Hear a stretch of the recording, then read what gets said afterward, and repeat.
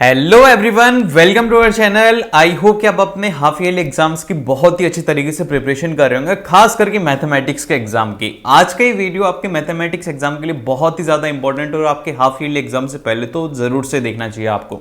अब देखो, इस वीडियो के अंदर हम लोग ये बात करने वाले हैं कि आपका हाफ ईयरली का पेपर किस तरीके का है, क्योंकि आपको एज ए स्टूडेंट आप फर्स्ट टाइम के ऊपर इतने सिलेबस के साथ में एक पेपर दोगे और जो क्लास 10th के पेपर होते हैं वो one of the most important होता है, क्योंकि आप क्लास 10th के अंदर बोर्ड्स दे रहे हो। आपने अपने पेरेंट्स से भी सुना होगा कि क्लास 10th एक बहुत ही ज्यादा इंपॉर्टेंट रोल प्ले करती है, जो कि एकदम से सही बात है। अब अगर इसके अंदर मैं आपको बताऊं कि आपका पेपर कैसा होगा, कैसे क्वेश्चंस इसके अंदर पूछे जाते हैं, आपको किस तरीके से तैयारी करनी चाहिए, उसके बारे में हम लोग डिस्कस करेंगे। और उसी के साथ में अगर आप चाहते हो कि आप एक बार पूरे मैथमेटिक्स का हाफ ईयरली का जितना भी सिलेबस है उसका रिवीजन आप अगर करना चाहते हो, तो उसके लिए मैंने एक वीडियो प्रिपेयर कर दिया है, उसका लिंक आपको डिस्क्रिप्शन में मिल जाएगा, जहां से जाकर के आप रिवीजन कर सकते हो। उसी के साथ में जैसे कि साइंस हो गया, साइंस का भी मैंने पेपर अपलोड कर दिया है, इंग्लिश का भी मैंने फुल पेपर अपलोड कर दिया। तो एक बार आप वहां से जाकर के देख लेना, आपको बाकी सब्जेक्ट्स का भी आइडिया लग जाएगा और एक प्लेलिस्ट मिल जाएगी जहां पर जितना भी हाफ ईयरली का मटेरियल है वो आपको वहां पे देखने को मिलेगा। अब हम बात करें कि आपका ये जो मैथमेटिक्स का पेपर है, मैथ्स, अब ये पेपर कैसा आएगा, आपको कैसे इसकी प्रिपरेशन करनी है, हम एक स्ट्रेटेजी की बात करते हैं। तो अभी मैं वीडियो रिकॉर्ड कर रहा था, अभी फेस वीडियो नहीं आ पाएगी क्योंकि लाइट जा चुकी है। तो अभी मैं आपको क्या बता रहा था कि आपको मैथ्स का जो है ब्लूप्रिंट भी मैं इस वीडियो के अंदर देने वाला हूं कि आपको कौन से चैप्टर्स इनको क्या आपको अच्छे से प्रिपेयर करना है, वो तो मैं दूंगा ही दूंगा। उसी के साथ में आपको एक छोटी सी स्ट्रेटेजी भी बताता हूं। अब देखो, मैथमेटिक्स क्या है, मैथमेटिक्स एक ऐसा सब्जेक्ट है जिसके लिए कि आपको प्रैक्टिस चाहिए होती है, आपको प्रॉपर इसके लिए प्रैक्टिस करना होगा।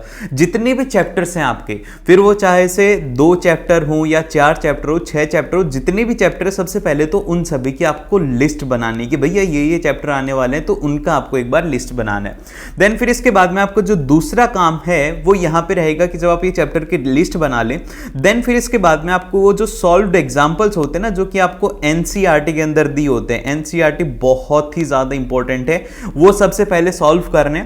देन फिर उसके बाद में आपको एक्सरसाइज को सॉल्व करना है। और अगर एडिशनल आप करना चाहते हो कि हाँ भैया हमने ये कर चुके हैं, तो आप एक छोटा सा काम और कर सकते हो कि आप ये सॉल्व्ड एग्जांपल्स करने के बाद में आप आरडी शर्मा को एक बार देख सकते हो। अगर जिसके पास में नहीं है तो आप देख लेना, और कोई बुक हो, रेफरेंस बुक हो, जिससे कि आपको ये सॉल्व करना है। ये जब आप करोगे तो आपको धीरे धीरे कॉन्फिडेंस आएगा। आपको लगता है ना कि भैया मेरे को मैथ्स में कॉन्फिडेंस नहीं आता, वो इसी वजह से नहीं आता क्योंकि आप प्रैक्टिस नहीं करते हो। तो आपको यहां से प्रैक्टिस करनी है।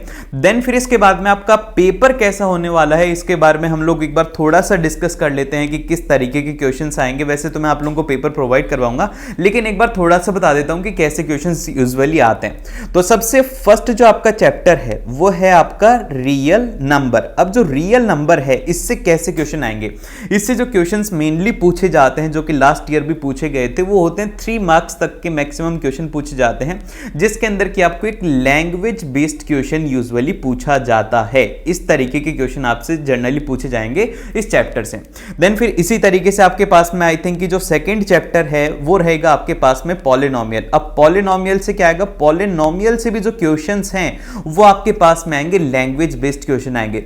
जितने भी छोटे छोटे चैप्टर है ना, उन सभी से आपके पास में लैंग्वेज बेस्ड क्वेश्चन ही आने वाले हैं। तो आपको लैंग्वेज बेस्ड क्वेश्चन के ऊपर थोड़ा ज्यादा फोकस रखना है, जिसके अंदर की देखो इनका बेसिक जो है वो बहुत ही ज्यादा सिंपल है, इनका बेसिक कंसेप्ट बड़ा आसान है कि आपको इसके अंदर ज्यादा सॉल्व नहीं करना होता। इसके अंदर क्या है कि आपको सॉल्व करने की जरूरत नहीं है, आपको क्या करना है, यहां पर इसमें कॉन्सेप्ट लगाना है। ठीक है, आपको बस कॉन्सेप्ट लगाना आना चाहिए, उससे आपका यहां पर सॉल्यूशन आसानी से हो जाएगा। ठीक है, ये बात आपको इसके अंदर ध्यान रखनी है। फिर इसी तरीके से हम लोग एक बार डिस्कस कर लेते हैं कि ब्लूप्रिंट आपका कैसे रहेगा, किन किन चैप्टर से कौन सी बातें हैं जो कि इंपॉर्टेंट, अभी मैं हो सकता है कि कुछ भूल जाऊं, लेकिन वहां पर जाकर के आपको मैं अच्छे से समझाता हूं। और एक और बात कि जो एमसीक्यूज हैं उनकी कैसे प्रिपरेशन करोगे, वो कहां से आपको देखने हैं। तो देखो, जो एमसीक्यू क्वेश्चन है ना, वो ये नहीं है कि आपको ना एमसीक्यू सॉल्व करना है। जब आप लॉन्ग आंसर्स को सॉल्व करते हो, फिर लॉन्ग क्वेश्चंस को सॉल्व करते हो, उन्हीं को ही यहां पर शॉर्ट बना करके आपके सामने रख दिया जाएगा। बस आपको थोड़ा फास्टली उसको सॉल्व करना होगा, उसके अंदर एक छोटा सा कॉन्सेप्ट लगेगा। इस बात को आपको अपने दिमाग में रखना है। अब हम सीधा चलते हैं कि आपका ब्लूप्रिंट किस तरीके का होने वाला है। इसके अंदर आप लोगों को बेसिक बातें बता रखी हैं जो कि जरूरी हैं, लेकिन आप देख सकते हो कि ये सिलेबस है, लेकिन इससे इतना उतना ज्यादा इंपॉर्टेंट नहीं, इंपॉर्टेंट मैं आप लोगों को बता रहा हूं कि कौन से टॉपिक है जिनको कि आपको मिस नहीं करना है। तो सबसे पहले जो हमारा आता है रियल नंबर्स। रियल नंबर में जो सबसे ज्यादा इंपॉर्टेंट है जो कि है हमारे पास में प्रूफ ऑफ इरेशनल नंबर, जैसे कि इरेशनल प्रूफ करने के लिए ये सबसे ज्यादा इंपॉर्टेंट टॉपिक है इसका।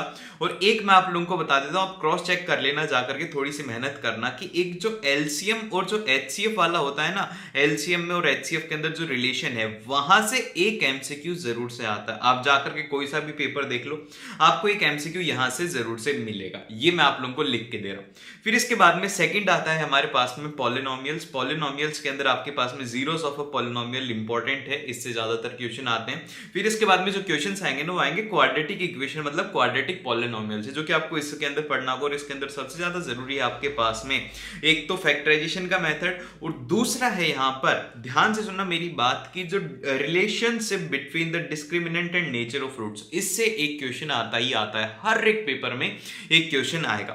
फिर इसके बाद में पेयर ऑफ लीनियर इक्वेशन से यहां पर आप लोगों को दो सिचुएशन दी जाती हैं, उससे मेनली क्वेश्चन आता है कि ये ऐसे जैसे कि एज बेस्ड आते हैं। यहां से कैसे क्वेश्चन आते हैं, लैंग्वेज वाले क्वेश्चन आते हैं, तो आपको लैंग्वेज वाले क्वेश्चन की यहां से प्रैक्टिस करनी है। फिर उसके बाद में जो नेक्स्ट आता है हमारे पास में वो आता है अर्थमेटिक प्रोग्रेशन। देखो अर्थमेटिक प्रोग्रेशन से पिछले 3 से 4 सालों से ये ट्रेंड है कि एक केस बेस्ड क्वेश्चन यहां पर जरूर से बनता ही बनता है। 5 मार्क्स का एक केस बेस्ड क्वेश्चन यहां से आता है, तो आप ये बात ध्यान में रखना कि अर्थमेटिक प्रोग्रेशन से एक केस बेस्ड क्वेश्चन आता है और उसी के साथ में एक एमसीक्यू भी आ जाता है। देन फिर इसके बाद में नेक्स्ट जो है कोऑर्डिनेट ज्योमेट्री। कोऑर्डिनेट ज्योमेट्री है, इससे भी केस बेस्ड क्वेश्चन आने की बहुत ज्यादा प्रोबेबिलिटी होती है, इससे भी केस बेस्ड क्वेश्चन आ सकता है। इसलिए आ सकता है इन चैप्टर से क्योंकि इनके अंदर आपको थ्योरेटिकली बताया जाता है। जैसे कि अगर मैं बात करूं अर्थमेटिक की, तो अर्थमेटिक से लास्ट ईयर जो क्वेश्चन था वो ये था कि एक स्टूडेंट है जो कि पुशअप्स करता है, दिन की 1000 पुशअप्स करता है और हर दिन 50 बढ़ाता है, तो आपको बताना था कि वो महीने के एंड के अंदर कितनी कर लेगा। तो इस तरीके के क्वेश्चन देना इससे आसान होते हैं। और कोऑर्डिनेट के अंदर बेसिकली आप लोगों से फुटबॉल से रिलेटेड क्वेश्चन आ जाता है कि एक टीम है उसके अंदर इस तरीके से। क्रिकेट का आ सकता है कि क्रिकेट के प्लेयर्स, जैसे कि एक ग्राउंड हो गया, इसके अंदर अलग अलग आपको कोऑर्डिनेट्स दे दे कि इस तरीके से स्टूडेंट हो गए। इनसे क्या होता है कि केस बेस्ड क्वेश्चन बनाना आसान होता है। देन फिर इसके बाद में नेक्स्ट जो आता है वो आता है ट्रायंगल्स। ट्रायंगल्स के अंदर आपकी जो प्रॉपर्टीज हैं वो सबसे ज्यादा इंपॉर्टेंट है, इन्हीं से ही यूजुअली क्वेश्चन आते हैं, तो आपको ये थोड़ा ध्यान में रखना है। देन फिर इसके बाद में आता है सर्कल्स। अब देखिए सर्कल क्या है, सर्कल के अंदर इसकी थ्योरम सबसे ज्यादा इंपॉर्टेंट है। एक तो इसकी थ्योरम है वो टेंजेंट वाली, और उसी के साथ में रेडियस वाली जो है ये सबसे ज्यादा इसके अंदर इंपॉर्टेंट थ्योरम है। और उसी के साथ में एक और इंपॉर्टेंट है कि 90 डिग्री का एंगल बनाती है। बस ये 2-3 चीजें हैं जो कि इंपॉर्टेंट है। आप पूरे पूरे पेपर खंगाल लो, मैं बहुत सालों से पढ़ा रहा हूं, इसलिए मेरे को एक्सपीरियंस के तौर पर मैं आपको बता सकता हूं कि भाई इसमें ये पढ़ लिए पढ़ लिए पढ़ लिए। तो ये कैसे पता लगेगा, जब आप लोग सब्सक्राइब करेंगे, तो इसीलिए सब्सक्राइब अभी के अभी कर लो। देन फिर इसके बाद में हमारे पास में जो नेक्स्ट आता है ट्रिग्नोमेट्री। देखो इस साल का भी मैं आपको पेपर दिखाऊंगा, मैं लास्ट ईयर का भी आपको दिखाऊंगा, तो आपको पूरा पूरा यकीन हो जाएगा। सबसे ज्यादा इंपॉर्टेंट जो चैप्टर है ना वो है ट्रिग्नोमेट्री। इसके अंदर बहुत ज्यादा जो वेटेज है वो इसी का ही है, इसका अकेले का वेटेज है करीब करीब 13 मार्क्स का इसका वेटेज है आपके फाइनल एग्जाम के अंदर। तो सबसे ज्यादा ध्यान रखना आपको ट्रिग्नोमेट्री के ऊपर, ट्रिग्नोमेट्री के फॉर्मूलाज, ट्रिग्नोमेट्री के आइडेंटिटीज, ये सब चीजें आपको अंगुलियों के ऊपर याद होनी चाहिए।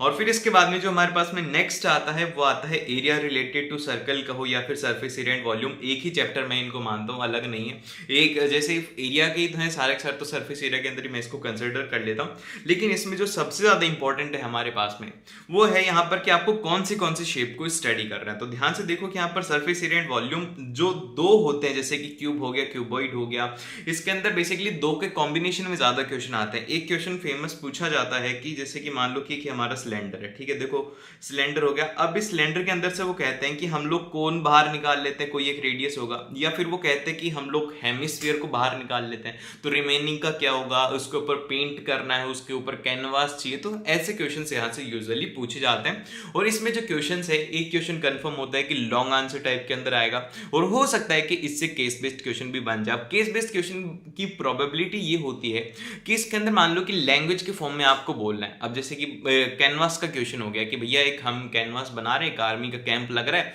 उसके लिए कैनवास कितना रिक्वायर्ड रहेगा, ऐसे एरिया बनाना है, इतना चाहिए, तो वहां पे ऐसे क्वेश्चंस इसमें बन सकते हैं। फिर इसके बाद में लास्ट में आते हैं स्टैटिस्टिक्स और प्रोबेबिलिटी। भैया सबसे ज्यादा जरूरी है और सबसे ज्यादा अंडररेटेड होते हैं, बच्चे इनको पढ़ते ही नहीं है, इनके ऊपर ध्यान ही नहीं देते, वो सोचते हैं कि आसान है, हो जाएगा। लेकिन जो ये अकेले स्टैटिस्टिक्स है ना, ये आप लोगों के 9 मार्क्स का है और इसको पढ़ने के अंदर कितना टाइम लगता है, बस 1 घंटा, और इसी को छोड़ के चले जाते हैं एग्जाम के अंदर। तो इसीलिए ये बातें आपको ध्यान रखनी। और प्रोबेबिलिटी यार इस साल जो है, मेरे को, मैं आप लोगों को बताता हूं कि इसका क्या वेटेज है। हम लोग सीधा हैं मैथमेटिक्स के ब्लूप्रिंट के बारे में। ये ऑफिशियल ब्लूप्रिंट है, मैं सारे के सारे आपको प्रूफ दिखाऊंगा कि कहां से आए, सारी की सारी चीजें आपको बताऊंगा, और ये सीबीएसई का ऑफिशियल ब्लूप्रिंट है। तो इसी के अकॉर्डिंग आपको अपने मैथमेटिक्स की अच्छे से प्रिपरेशन करनी है। एंड एक बात ध्यान में रखो, अगर आपको ये पता रहेगा कि इस चैप्टर से ज्यादा क्वेश्चन पूछे जाते हैं तो आपको उस चैप्टर को सही ढंग से अच्छे से पढ़ना है। इसीलिए ये वीडियो मैंने बनाया है, तो ध्यान से देखो। अब ये ब्लूप्रिंट ध्यान से सुनो। जैसे कि इसके अंदर मैंने कह रखा है कि रियल नंबर जो है उससे आप लोगों की कितने क्वेश्चन है, एक एमसीक्यू है 1 नंबर का और एक शॉर्ट आंसर टाइप है। तो इसका टोटल जो वेटेज है वो है हमारे पास में 3 मार्क्स का। अब ये मैं किस बेसिस के ऊपर बोल रहा हूं, ऐसे मैंने पॉलिनोमियल के अंदर भी बता रखा है कि भाई एक एमसीक्यू है 1 मार्क का, एक लॉन्ग आंसर टाइप है, 6 मार्क्स इसका वेटेज है। अब ये मैंने किस बेसिस के ऊपर बताया, ये जानना आपको बहुत ज्यादा जरूरी है। तो ये देखो, ये रहा आप लोगों का ऑफिशियल सैंपल पेपर 23-24 का, जो कि सीबीएसई ने रिलीज किया। बहुत सारे स्टूडेंट्स को नहीं पता होगा, लेकिन ये आपका सैंपल पेपर रिलीज किया। अब ये होने को तो स्टैंडर्ड का है, लेकिन आप लोग जो बेसिक वाले हो उनके लिए भी ऐसा ही पेपर है, एग्जैक्टली यही पैटर्न आप लोगों के भी फॉलो किया गया। तो अब यहाँ पे इस पेपर के अंदर मैंने हर एक क्वेश्चन के आगे लिख रखा है कि भाई ये रियल नंबर का है, ये पॉलिनोमियल का क्वेश्चन है, ये पेयर ऑफ लीनियर इक्वेशन का है, क्वाड्रेटिक इक्वेशन का, ऐसे करके मैंने पूरे पेपर को एनालाइज किया। अब हमेशा एक बात ध्यान में रखना कि जब कभी भी जो सीबीएसई है अपना सैंपल पेपर रिलीज करती है तो उससे हमें ये प्रोबेबिलिटी का पता लग जाता है कि ये जो चैप्टर है इसका सबसे ज्यादा वेटेज होने वाला है। अब यहां पे हमें एक बात पता लगती है, अब आप देख लो, आप एक बार स्क्रीनशॉट ले लो। एक तो सबसे ज्यादा जो हमें, मैंने कहा था कि सबसे ज्यादा इंपॉर्टेंट है क्वाड्रेटिक इक्वेशन। क्वाड्रेटिक इक्वेशन के अंदर आप जाकर के देखना, आपको नेचर ऑफ रूट से जरूर से क्वेश्चन देखने को मिलता है, और इसमें जो सबसे ज्यादा इंपॉर्टेंट कंडीशन है वो है d=0। ठीक है, अभी मैं आप लोगों को भविष्यवाणी कर देता हूं कि एक क्वेश्चन इससे आएगा ही आएगा। आप जाकर के पीछे वाले पेपर देख लो कि आपको एक क्वेश्चन मिलेगा या नहीं मिलेगा। आपको एक क्वेश्चन जरूर से मिलेगा, डेफिनेटली मिलेगा। नेचर ऑफ रूट्स के ऊपर मिल सकता है आपको, इसमें तो मिलेगा ही मिलेगा। तो इसमें सबसे ज्यादा वेटेज जो हमारे पास में रहने वाला है वो रहने वाला है एक तो क्वाड्रेटिक इक्वेशन को, तो इसको आपको इंपॉर्टेंट मार्क कर लेना है। और फिर इसके बाद में जो हमारे पास में नेक्स्ट आता है वो आता है अर्थमेटिक प्रोग्रेशन। इसका भी काफी ज्यादा वेटेज था, एक केस बेस्ड क्वेश्चन था और उसी के साथ में यहाँ पर एक शॉर्ट आंसर टाइप क्वेश्चन है और 2 एमसीक्यू थे, 2 मार्क्स के यहाँ पे हो गए। तो यहाँ पे इसका जो टोटल वेटेज बना है वो बना है हमारे पास में 10 मार्क्स का इसके अंदर वेटेज बना है। तो अर्थमेटिक प्रोग्रेशन भी एक इंपॉर्टेंट चैप्टर है। और फिर उसके बाद में जो अगला सबसे ज्यादा इंपॉर्टेंट चैप्टर है ना वो है हमारे पास में सर्कल। देखो सर्कल के अंदर कैसे क्वेश्चन आए, सर्कल के अंदर ये गलती कर दी मैंने, 10 मार्क्स नहीं है, यहाँ पर 3 होगा। और एक बात और ध्यान में रखना, जब आप इनकी टोटलिंग करोगे, ये जो मैंने आपको लिखा है इनकी टोटलिंग 80 से ज्यादा होगी। क्यों? क्योंकि आप लोगों के ऑप्शनल क्वेश्चन भी आते हैं और ऑप्शनल के अंदर भी जैसे कि सरफेस एरिया के 2 क्वेश्चन है, तो मैंने हो सकता है कि 2 क्वेश्चन लिख दें, तो इसलिए टोटलिंग अलग हो सकती है। तो यहाँ पर सर्कल है, सर्कल का यहाँ पर वेटेज हो जाएगा, इसका कितना हो गया 7 नंबर। ठीक है, सर्कल इतना ज्यादा इंपॉर्टेंट नहीं है, ये वेटेज के अकॉर्डिंग मैं आप लोगों को बता रहा हूं कि भाई ये जब चैप्टर आपकी क्लास में चले तो आपको बहुत ज्यादा ध्यान रखना। अब जो अगला आता है हमारे पास में वो आता है ट्रिग्नोमेट्री। अकेले ट्रिग्नोमेट्री से जो क्वेश्चंस आए हैं आपके पास में वो आए हैं 8 मार्क्स के क्वेश्चन आए, 3 एमसीक्यू हैं, एक शॉर्ट आंसर था और एक शॉर्ट आंसर था 2 मार्क्स का और 3 मार्क्स का। फिर इसके बाद में एप्लीकेशन ऑफ ट्रिग्नोमेट्री, जो कि इसका अगले वाला चैप्टर बहुत ही छोटा ट्रिग्नोमेट्री का ही पार्ट है, उससे एक केस बेस्ड क्वेश्चन आया 5 मार्क्स का।